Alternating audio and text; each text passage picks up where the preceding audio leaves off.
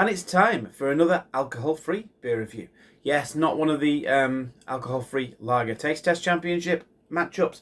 This is just a alcohol-free pale, which I mentioned in one of my previous videos. We are going to review it. And it is the Mash Gang Chug IPA. So it's Chug by Mash Gang. And I found this in Waitrose, and it was, I think, 4 for $6.50, but they had it on special offer, 4 for $5.50, which is pretty much standard, really, for a supermarket pale, I would say. Let's have a see. So it's a modern approach to a classic combination of hops. It's Citra and El Dorado, apparently, creating a tropical torrent. Well, we'll find out about that. It's heroic in haze, full flavoured, and never brewed by halves. Now, I know Mash Gang are good when it comes to brewing non-alcoholic beers. It's 0.5% ABV. It's a 330ml can. And what can I say?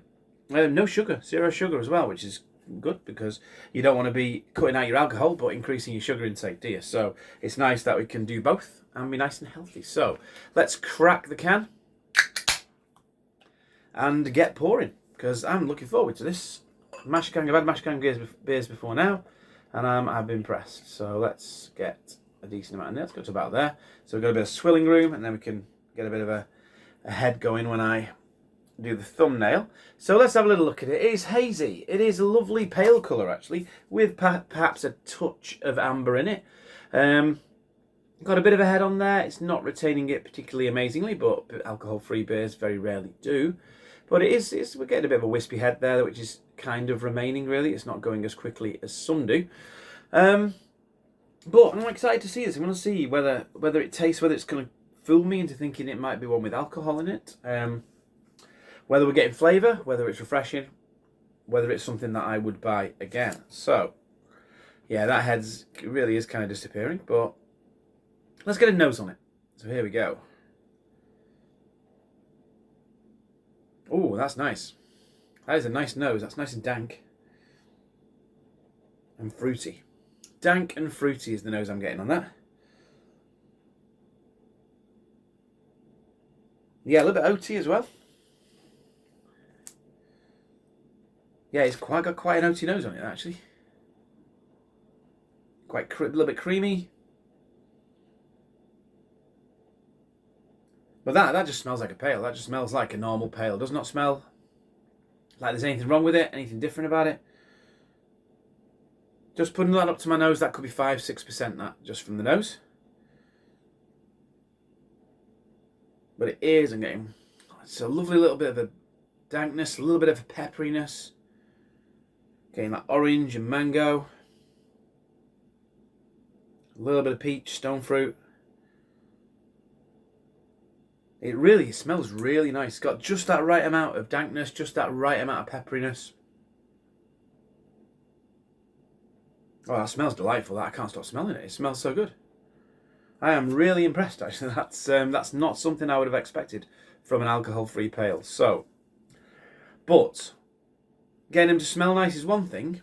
What is it like on the taste? Well, let's find out. Here we go. Cheers.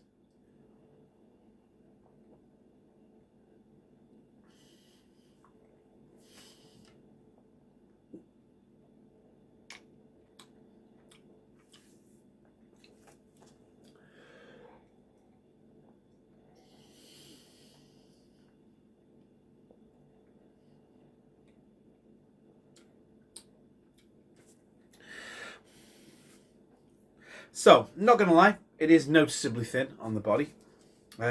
Very weak in flavour.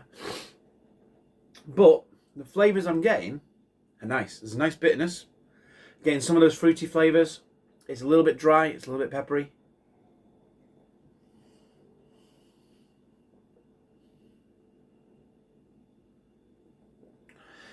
A little bit of dankness there. I could be led to believe that this was a session pale. 3-4%. Yeah, the flavours are there. The flavours are there. They are very muted. Very refreshing. Very refreshing, even. Going down a treat.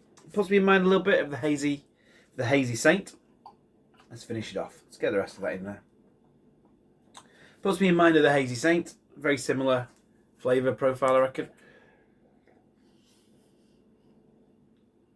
But this one has got a bit more flavour, I think, than the Hazy Saint. There's a little bit more complexity to it.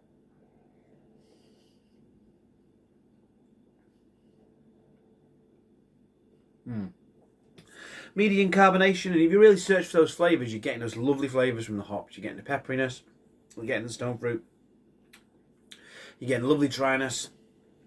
It's nice. It is nice. Nice bit of bitterness on the finish.